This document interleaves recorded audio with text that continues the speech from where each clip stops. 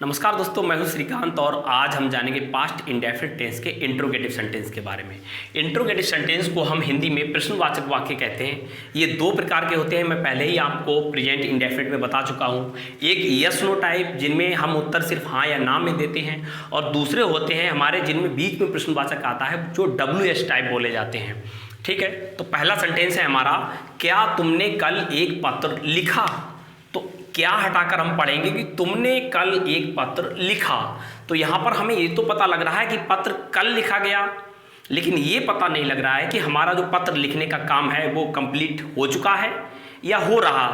ये निश्चय स्पष्ट नहीं हो रहा है। हाँ, ये पता लग रहा है कि भूतकाल में यानी कल पत्र लिखा, लेकिन लिखने वाले ने वो काम खत्म कर दिया है या अभी बाकी है, ये हमें पता नहीं लग पा रहा है। दूसरे जो मैंने पहचान आपके लिए बताई वो भी यहाँ पर देखिए, आ का डंडा आया है। मैंने आपको बताया या, ई, ए, ता था, ती थी, ते थे।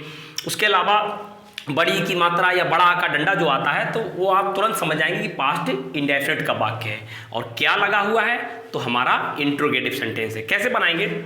सबसे पहले HV लगाना है। अगर ये नियम है, अगर वाक्य के शुरू में क्या शब्द आए तो उस क्या की अंग्रेजी व्हाट नहीं लगाते हैं, बल्कि उसकी जगह पर हम HV इस्तेमाल करते हैं। तो इस टेंस की HV क्या है?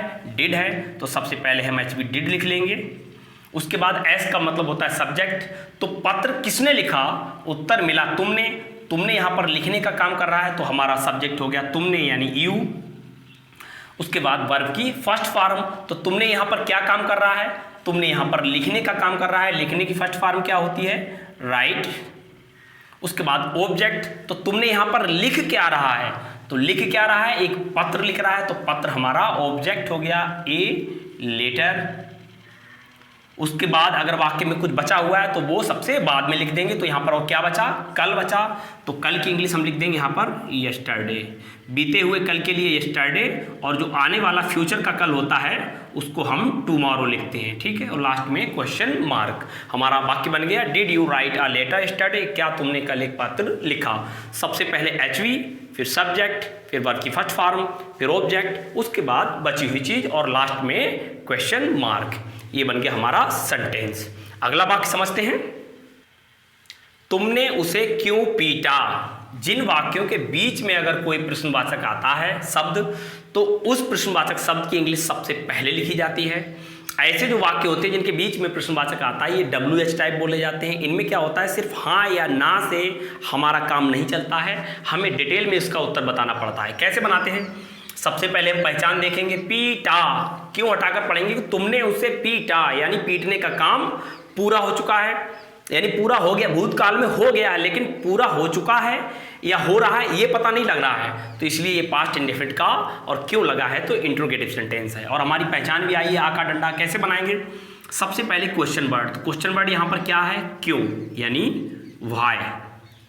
उसके बाद HV टेंस में क्या लगती है? डिड। उसके बाद S का मतलब है सब्जेक्ट। तो यहाँ पर पीटने का काम कौन कर रहा है? तुमने कर रहा है, तो तुमने हमारा सब्जेक्ट हो गया। उसके बाद वर्ब की फर्स्ट फॉर्म, तुमने क्या कर रहा है? पीटने का काम कर रहा है, तो पीटने की first form beat.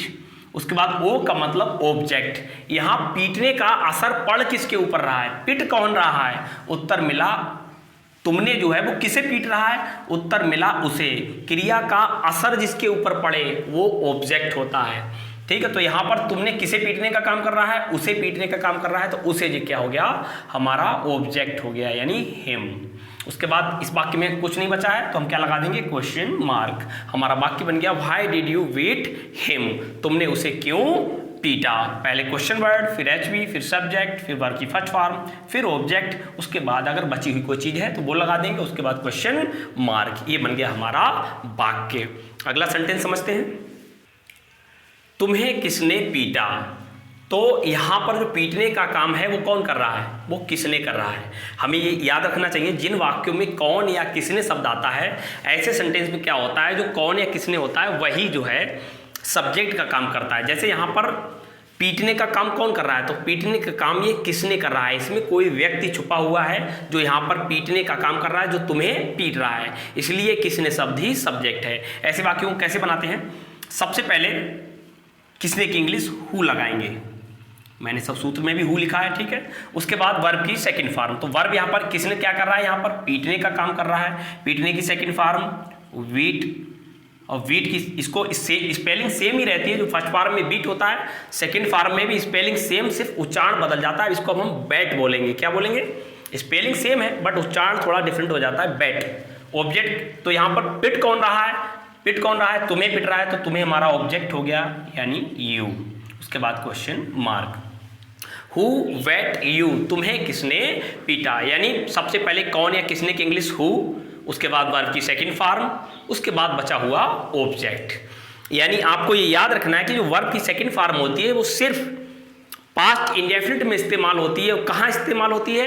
Affirmative sentence में, निगेटिव में नेवर के साथ और इंट्रोगेटिव में हु के साथ। बाकी किसी भी टेंस में वर्ब की सेकंड फॉर्म नहीं लगती है, इस बात को हमें याद रखना है। सिर्फ अफर्मेटिव सेंटेंस पास्ट इंडेफिनिट का नेवर, निगेटिव में नेवर और इंट्रोगेटिव में हु के साथ। कैसे बनाएंगे?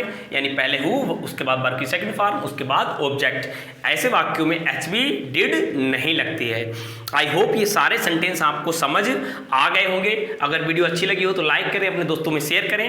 तो मिलते हैं अगली वीडियो में, तब तक के लिए keep watching my channel get knowledge. Bye bye, जय हिंद।